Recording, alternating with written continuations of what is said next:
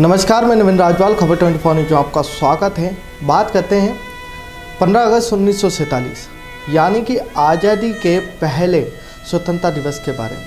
किस प्रकार मनाया गया था। उस दिन दिल्ली के प्रिंसेस पार्क में 30,000 लोग नहीं बल्कि करीब 5 लाख लोग मौजूद थे। लेकिन क्या आप जानते हैं कि उस दिन नेहरू जी और माउंटबेटन की पत्नी एडविना के बीच एक दिलचस्प बात हुई थी।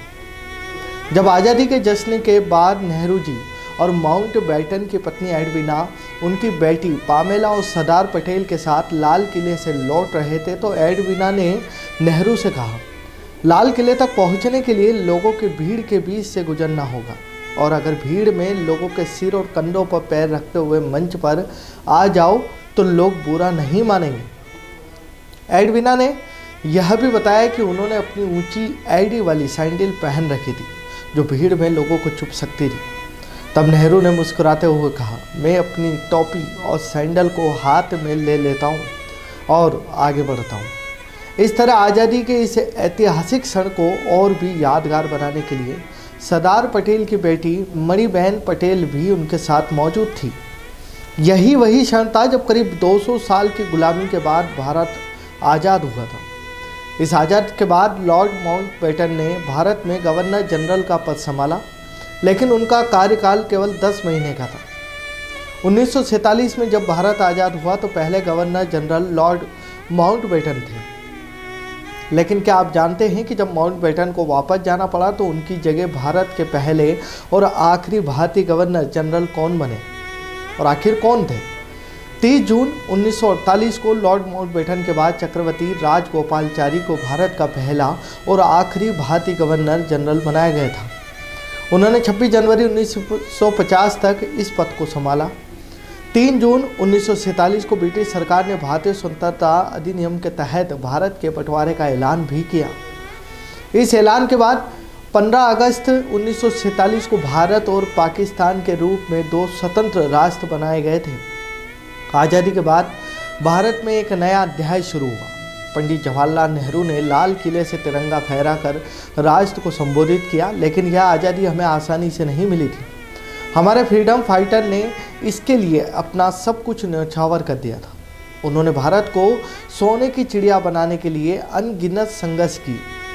15 अगस्त 1947 की आधी रात को भारत को स्वतंत्रता मिली। इस आज़ाद का जश्न 14 अगस्त की रात से ही शुरू हो गया था।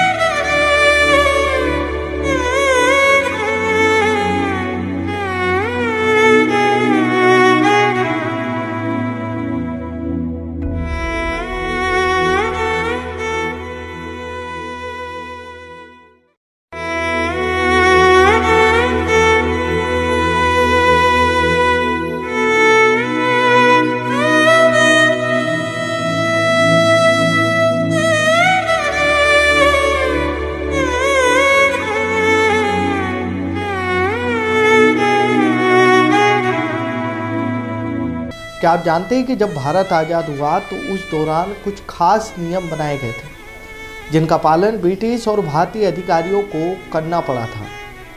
आज़ादी के बाद भारत में कुछ नए नियम लागू किए गए थे। ब्रिटिश अधिकारियों के लिए यह जरूरी था कि वे अपने सारे सामान भारत से ले जाएं, जिससे शराब, फर्नीचर, खाने पीने की चीज़ें भी शामिल थीं।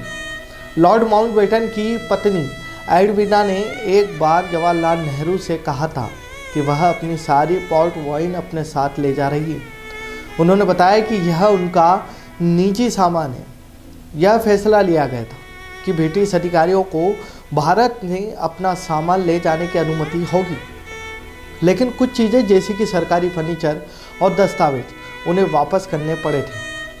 आज़ादी के बाद माउंटबेटन की एक खास सलाह के कारण नेहरू ने भारत के बंटवारे को स्वीकार किया। माउंटबेटन ने नेहरू से कहा कि अगर भारत का बंटवारा नहीं हुआ तो गृह युद्ध की स्थिति बन जाएगी। यह देश के लिए बेहद खतरनाक होगा। यह कुछ ऐसे अनसुने किस्से हैं जो भारत की आज़ादी के इतिहास में छुपे हुए हैं। इन कहानियों से हमें उस समय की जटिल परिस्थितियों, नेताओं के सामने आने वाली चुनौतियों का पता चलता है। जब भारत को आज़ादी मिली तो उस दौरान कई लोग सड़कों पर थे।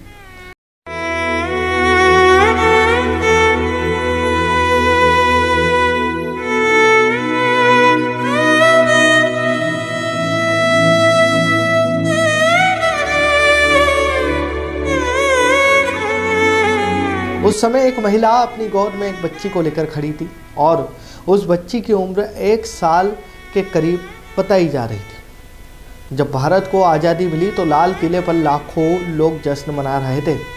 15 अगस्त 1947 का वह ऐतिहासिक दिन था जब लॉर्ड माउंटबेटन की 17 साल की बेटी पामेला भी उस ऐतिहासिक क्षण की गवाह बनी थी। उन्होंने जब लाल किले की तरफ देखा तो उनकी आंखें फटी की फटी रह गई और वह सोचने लगी। पामेला ने अपनी माँ एडविना से पूछा कि हे भगवान, क्या यहाँ बच्चों की बारिश हो रही है? माउंटबेटन और एडविना ने पामेला की इस बात पर मुस्कुराते हुए जवाब दिया, नहीं बेटा, यह वह ऐतिहासिक क्षण है जब हमारे देश के लोग आज़ादी का जश्न मना रहे हैं।